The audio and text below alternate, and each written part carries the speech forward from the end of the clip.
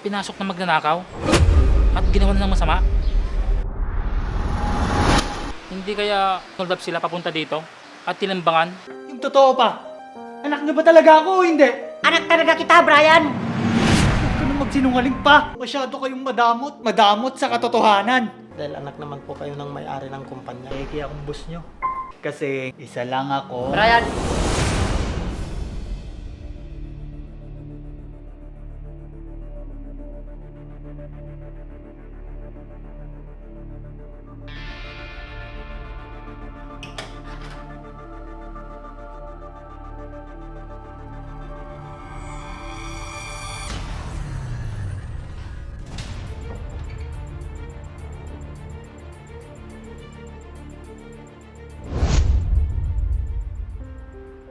Anak, Anak?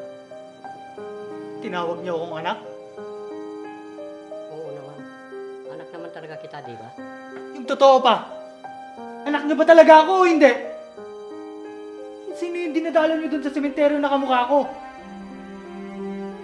Ano bang sinasabi mo? Anak talaga kita, Brian! Huwag ka na magsinungaling pa. Kitang-kita na ng dalawang mata ko. Nakamukhang kamukha ko yun na wala mong anak. Tama, di ba? Hindi na ako bata para itago niyo pa sa akin yung katotohanan. Sino ba talaga ako Paano ako napunta sa inyo? Sino yung mga magulang ko? Siya rin lang na alam mo ng totoo. Oo, hindi kita tunay na anak. Napunta ka lang sa akin noon dahil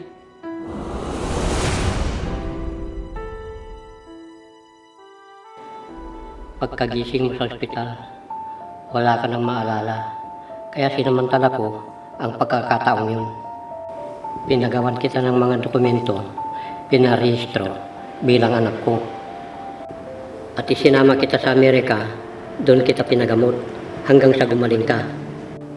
Pero wala ka nang naalala pa mula sa nakaraan mo hanggang sa lumaki ka na.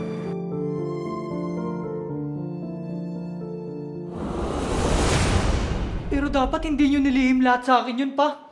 Napakahaba ng panahon na niloko nyo ako. Kahit kailan. Hindi sumagi sa isip kong darating tayo sa ganitong sitwasyon. Akala ko, hindi mo na malalaman ang katotohanan. Katotohanan na napakatagal na panahon kong itinago. Mali pala ako. Masyado ka pala matalino para hindi mo malaman ang totoo. Hindi naman sana tayo aabot sa ganito Kung sinabi nyo na lang sa akin ng totoo. Kung sino ba talaga ako. Anak, patawarin mo ako. Kung di ko nasabi sa'yo ang totoo. Natatakot lang ako na baka iwan mo ako. Hindi naman ako ganun kasama ba? Para iwat kayo ng ganun-ganun lang. Kayo yung nag-alaga at nagpalaki sa akin. At nagbigay ng karangyaan sa buhay. So bakit ko kayo iiwan Hindi ko alam na. Dahil masyado akong nilamon ng takot noon panahon na yun. Dahil minsan na akong nawalan ng anak. At ayaw ko nang maulit pa yun. Kaya ganito yung ginawa niyo sa akin. Ginawa niyo akong tanga sa loob ng 20 taon. Pinaniwala niyo akong tunay niyo akong anak. Kahit hindi. Karapatan kong malaman ang tunay kong pagkatao. Sana naisip niyo man lang yun. Nakalimot lang ako. Dahil sa sobrang pagmamahal ko sa'yo. Hindi pagmamahal yun pa. Kadamutan. Masyado kayong madamot. Dahil sarili niyo lang ang iniisip niyo at ang kapakanan niyo. Na kahit alam niyong masasaktan ako pagdating ng araw, ginawa niyo pa rin. So anong gusto niyo itawag ko doon? Hindi ba madamot? Madamot sa katotohanan. Ang buong akala ko, kahit na malaman mong totoo, hindi mo ako susumbatan ng ganito, anak. So anong gusto niyong gawin ko ngayon, Magsaya ako? Magdiwang? Na ang tatay kong si Don Romeo, mahabang panahon akong pinaniwala sa isang malaking kasinungalingan. Alam niyo ba, hindi naman ako magagalit ng ganito naging tapat lang kayo sa akin. Kaso hindi. Masyado kayong makasarili. Maintindihan mo sana ako, anak. Kung bakit ko nagawa yun. Dahil masyado lang kitang minahal. Prinotektahan kita sa sino mang taong magtangkang ilayo ka sa akin. Dahil ayaw kong mawalan ulit ng anak. Kaya ba binuhay niyo ako? Sa puro na lang kasinungalingan? Ganun ba ba? Hindi, anak. Hindi yun ang gusto kong makita mo. Pero yun yung nakikita ko ngayon pa. Lahat ng nakikita ko ngayon, puro kasinungalingan at panluloko ng dahil sa ginawa niyo. Sana, maintindihan mo ako kung bakit ko nagawa yun, anak. Isa lang akong amang nagmamahal ng sobra sa kanyang anak. Wala akong ibang hinangad kung hindi ang mapalaki siya ng maayos at maibigay sa kanya ang karangyahang buhay. Pero hindi ko hiniling lahat ng yun sa inyo pa. Oo, hindi mo nga hiniling. Pero yun ang gusto ko. Gusto ng ama na mapabuti ang kanyang anak sa kanyang hinaharap. Dahil ayaw kong maranasan mo maghirap, pati na ang magiging pamilya mo. Alam ko naman po yun pa. Napakahaba ng panahon para ipagtapat nyo sa akin yung totoo. Hindi yung tumanda akong ganito. Na hindi naman pala ako yung totoong ako. Hindi na mahalaga sa akin kung sino ka.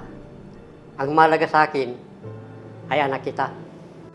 Patawarin mo sana ako, anak, kung nagawa ko sa iyo ang ganito. Dahil nagawa ko lang ito sa sobrang pagmamahal ko sa iyo. Magkaduguman tayo o hindi, walang magbabago sa desisyon ko. Dahil sa iyo ko lahat ipapamana ang lahat ng ari-arian.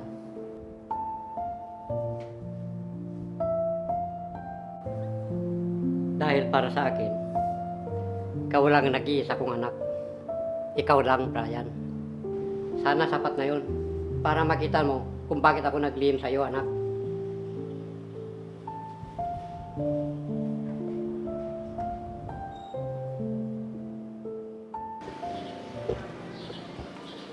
Pare Masong, mina ka pa dyan?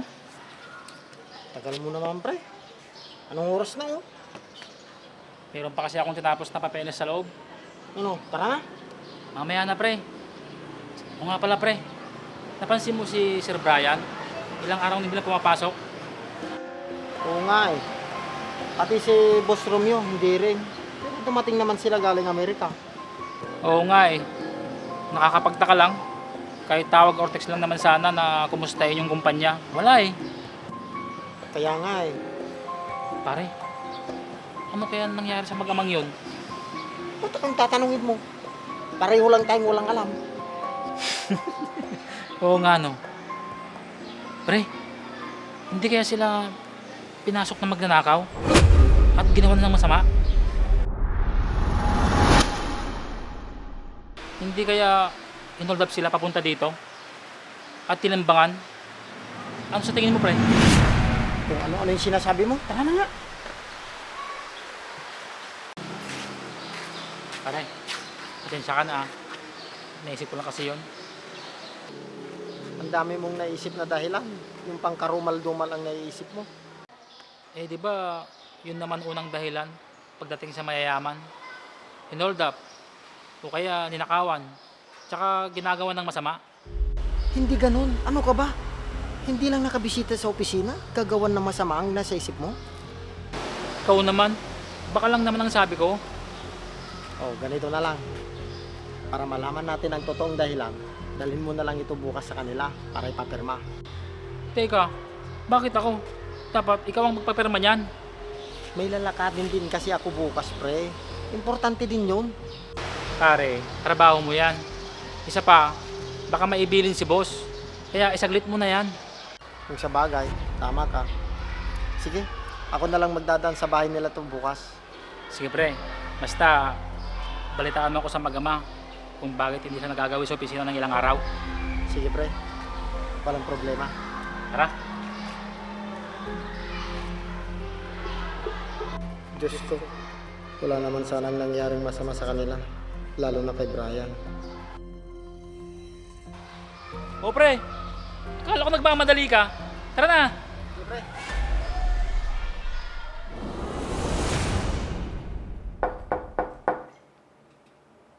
Tuloy! Sir Brian, magandang umaga po. Ikaw ba na, Masong? Halika, upo ka! Upo ka! Salamat po. Inom tayo! Sir, wag na po. Ang aga naman po yata yan, sir. Bakit ka ba naparito?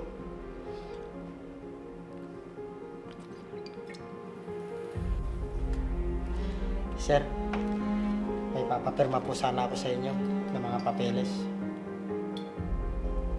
Sir, tama na po yan. Lasing na po kayo. Ano ba? Okay lang ako. Kayang-kaya ko pa.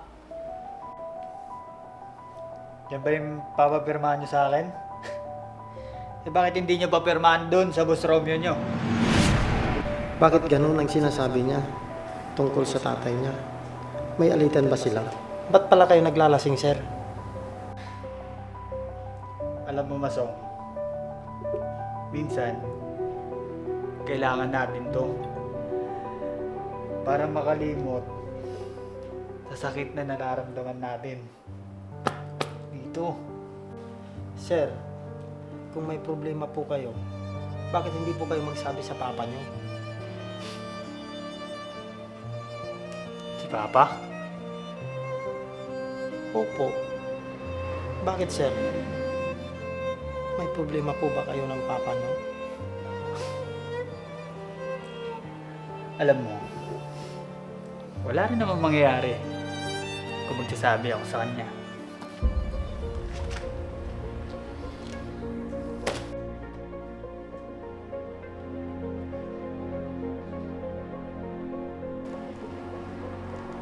O yan, andyan na pala yung boss nyo.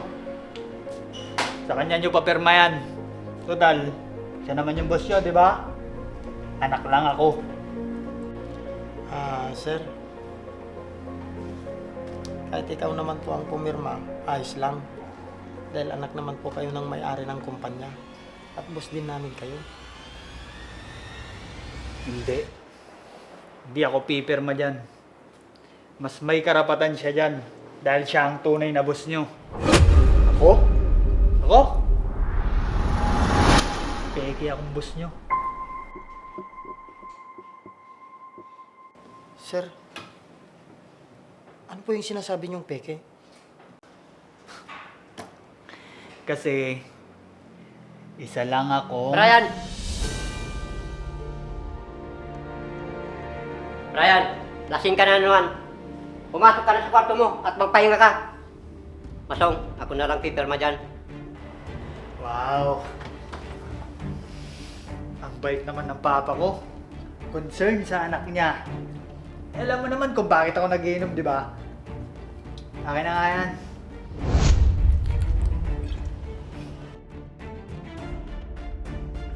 Sinabi ng pumasok ka sa kwarto mo. Kita mo may bisita tayo. Huwag niyo na po akong intindihin. Unahin niyo na po si Sir Brian. Okay lang po ko dito na makintay.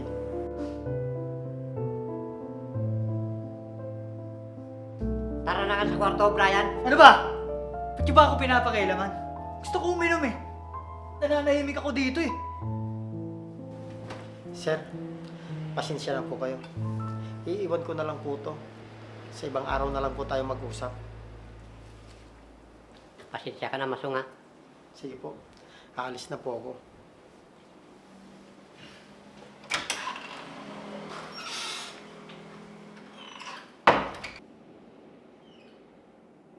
Ano kayang problema ng magkamang to?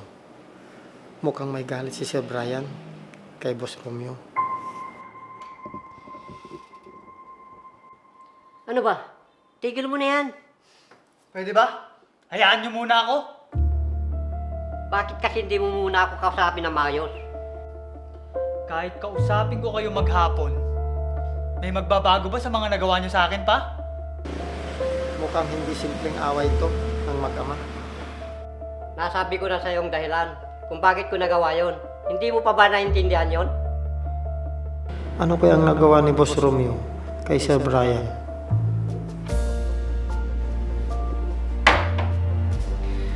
Pilit ko namang iniintindi pa. Kaso ang sakit sa dibdib. Hindi ko alam kung mahal niyo ba talaga ako. Kasi hindi niyo naman alam kung gaano kasakit ang mabuhay sa taong hindi naman pala ako. Pagkataong hindi naman ako? Anong ibig sabihin ni Sir Brian? Hindi kita masisisi kung galit ka sa akin, anak. Alam mong iisa lang ang rason sa lahat ng to. Yun ay dahil mahal na mahal kita. May isa lang akong katanungan pa. Para matahimik na tong isip ko. Ano yun, anak? Hay naku, akala ko walang problema ang magamang ito dahil sobrang yaman na nila. Yun pala.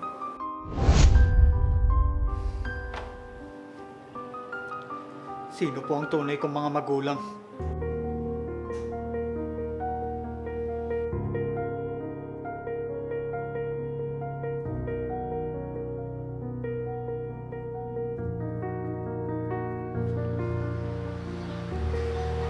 Ano pre? Napapirma mo na yung mga papeles? Oo, pre. Pero hindi maganda ang nagaganap sa mag-ama. Ha? Bakit? Anong nangyari sa kanila? Pre, huwag mo na lang ikwento sa iba yung sasabihin ko ah. Sige pre, ano ba yun? Alam mo pre, narinig ko kahapon nag-aaway yung mag-ama, si Boss Romeo at si Sir Brian. Talaga pare? Tungkol saan? Hindi ko alam. Basta narinig ko sa sinabi ni Sir Brian na malaki daw ang kasalanan ni Boss Romeo dahil binuhay daw siya sa pagkataong hindi naman siya. Ha? Anong ibig sabihin ni Sir Brian? Sa pagkataong hindi naman siya? Hindi ko rin maintindihan pre. Naguguluhan din ako. Hindi kaya ampun lang si Sir Brian? O kaya anak sa labas? Yan ka na naman. Umandar na naman yung pagkamaritis mo. Kalalaki mong tao. Hindi naman sa ganon. Isipin mo anong ibig sabihin ni Sir Brian sa sinabi niyang iyon? Hindi natin masasabi kung tunay siyang anak, di ba? Kung sa bagay, may punto ka. Pero hindi natin alam kung anong totoo. Oo, nasasabi lang natin to. Pero malay mo, totoo yung iniisip natin, di ba? Hindi ko alam. Pero ang gulo eh. Anak! Ano ba? Kausapin mo naman ako. Bitawan niyo nga ako. Para ano? Makinig na naman sa mga kasinungalingan niyo. Hindi, anak. Gusto ko lang bumawi sa lahat ng pagkakamali ko. Kahit kailan, hindi niyo na maibabalik ang dati pa. Lalo na yung tiwala ko sa inyo. Yan ang sinasabi ko sa iyo, pre. Yan ang ganap sa bahay nila kahapon. Ano naman kaya kinakagalit ni Sir Brian sa ama niya? Mabait naman si Boss Romeo sa kanya. Anak, hindi naman tayo ganito dati. Kaya pakiusap. Kasalanan niyo kung bakit tayo nagkaganto ngayon pa.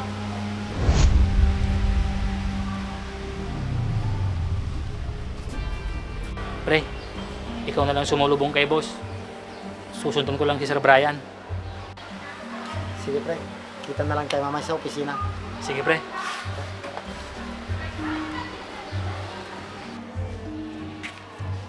Boss, magandang araw po. Magandang araw naman, Masong. Boss, mukhang hindi magandang araw nyo ngayon ah. Nakikita ko sa mukha nyo. Malaki ang problema ko, Masong. Nakita ko nga po. Pasensya na po kayo. Aksidente ko pong narinig na nag-aaway po kayo ni Sir Brian. Oo nga. Malaki kasi ang kasalanan ko sa anak ko, Masong. Nakakahiyaman pong tanungin. Pwede po bang malaman kung ano po yun? Anak ko si Brian. Nakikita nyo naman siguro kung gaano ko siya kamahal. Nag-iisa lang siya, di ba?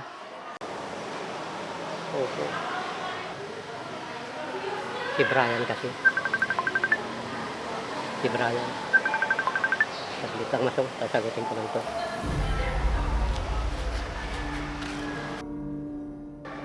Ano kaya ang gustong sabihin ni boss tungkol kay Sir Brian?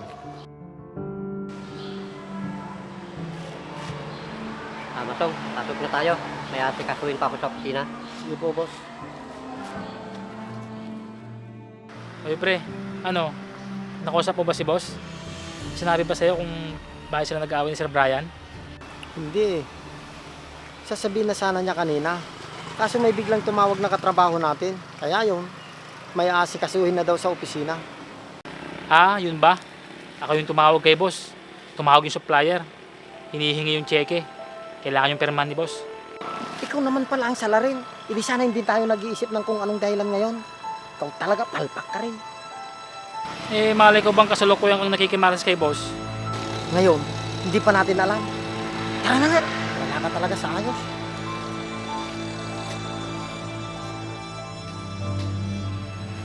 Anak, ano ba? Ano pa? Ba't di kayo makapagsalita kapag tinatanong ko kayo? Ano ba ang gusto mong sagutin ko talaga, anak? Para matigil na itong ganito. Walang anak na hindi niya gustong malaman kung sino talaga ang tunay niya mga magulang. Ngayon pa, gusto kong sabihin niyo sa akin, saan niyo ba talaga ako nakuha? Sinabi ko naman sa iyo, anak. Aksidenteng nabundol kita dahil bigla kang tumawid. Sa lugar kung saan malapit sa eskwelahan. Gusto kong sabihin niyo sa akin ng totoo pa. Sino ang mga magulang ko? Sino? Sagutin niyo pa! Sino? Pasensya ka na, anak. Pero hindi ko masasagot yung tanong na yan. Bakit hindi niyo masagot? Natatakot kayo?